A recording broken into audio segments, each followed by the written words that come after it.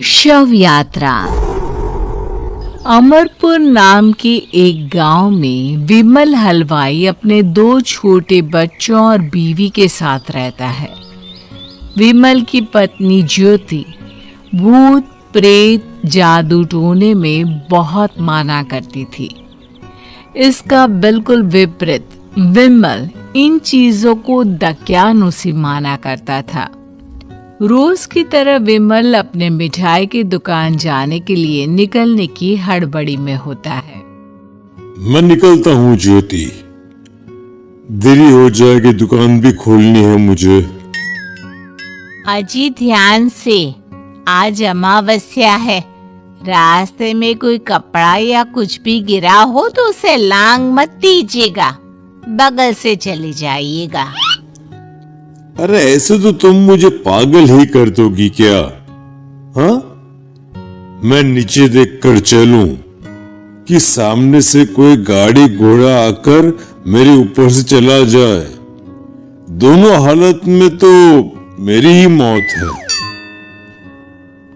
अरे क्यों सुबह सुबह इतनी अपशुगनी बातें कह रहे हो जी?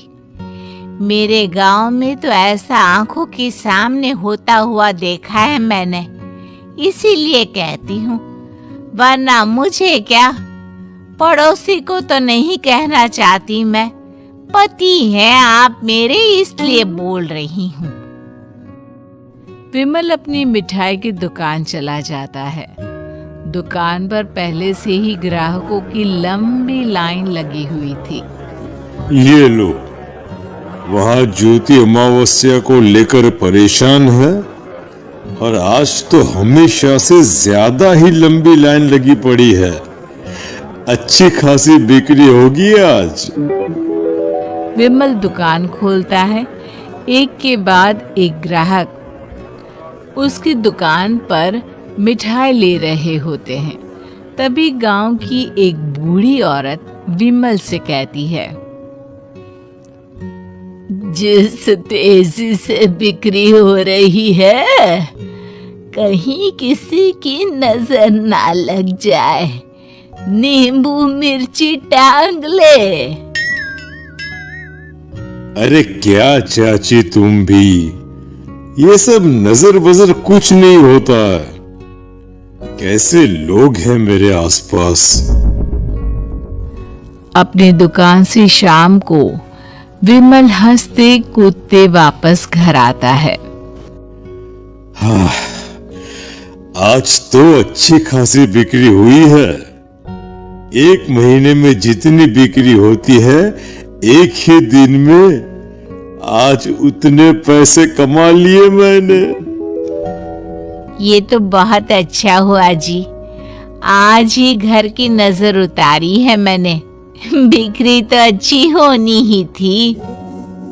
अच्छा, तुम खाना लगा दो, सारा माल बिक चुका है। मुझे शहर जाना होगा, कुछ चीजों की जरूरत पड़ेगी। रात भर मिठाई बनाऊंगा, तब जाकर कल सुबह दुकान खोल पाऊंगा। खाना खाकर विमल शहर जाने के लिए निकल पड़ता है। सुनिए जी, ध्यान से जाइएगा। चौरस्ते पर किसी जादू टोने की चीज पर पैर मत रख दीजिएगा। हे भगवान, हद हो गई ज्योति, ये तो मैं जा रहा हूं। विमल गुस्से से शहर जाने निकल पड़ता है। रात का काला घना अंधेरा, चांद की एक भी किरण ना होने के कारण अंधेरे में कुछ भी देख पाना मुश्किल था। जंगल के बीच के एक अधकच्चे रास्ते से विमल जा रहा होता है।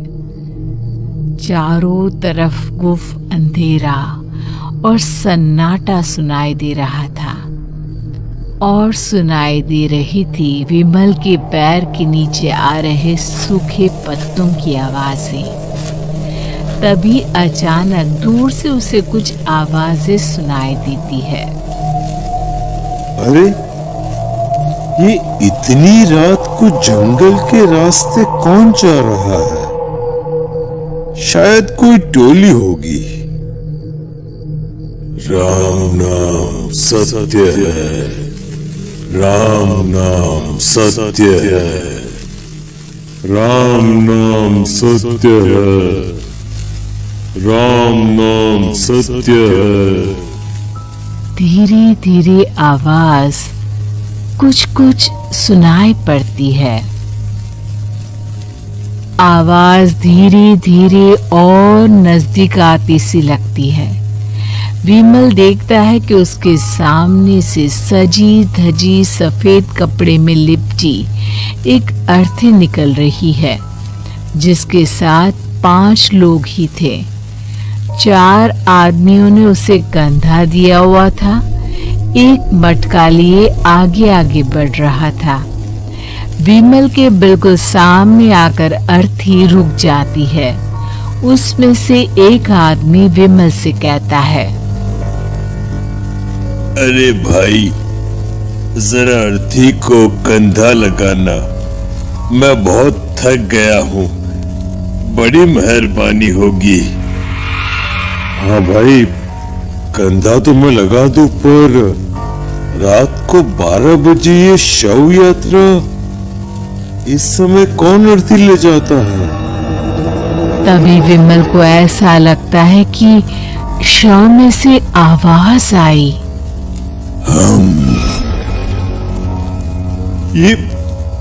ये आवाज। मजबूरी है भाई, आप कंधा दीजिए, मैं रास्ते में सब बताता हूँ आपको। विमल अर्थी को कंधा दिए चल रहा होता है कि उसे ऐसा लगता है कि हाथ में मटका लिए जो आदमी शव के आगे चल रहा है, उसके पैर उल्टे हैं।